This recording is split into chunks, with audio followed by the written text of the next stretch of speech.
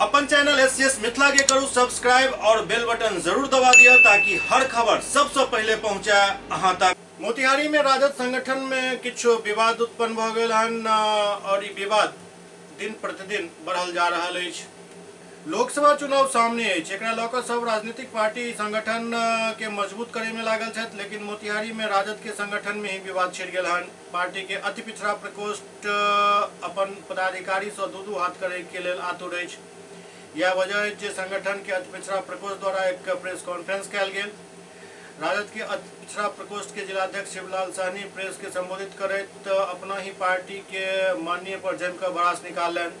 शिवलाल सहनी कहलन जे जिला संगठन द्वारा अति पिछड़ा प्रकोष्ठ के साथ भेदभाव और अपमानित कयल जा रहा है।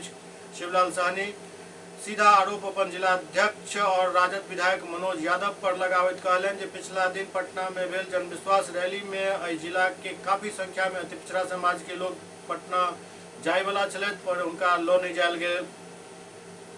के साथ ही कुछ दिन पहले मोतिहारी में अति पिछड़ा प्रकोष्ठ द्वारा कार्यक्रम कयल गेल छल, जाहिमे राजद जिला अध्यक्ष मनोज यादव और पार्टी के नेता विनोद श्रीवास्तव द्वारा जमकर मारपीट को कार्यक्रम के खराब कऽ देल गेल।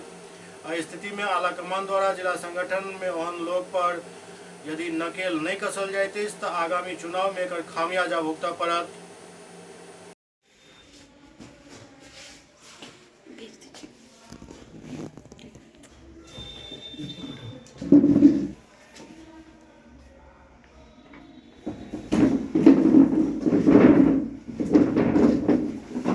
इतनी सचिन भी हम लोग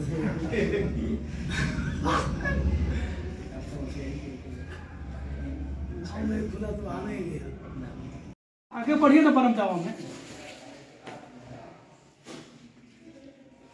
आगे बढ़िए। जिंदाबाद पिछड़ा राजद जिंदाबाद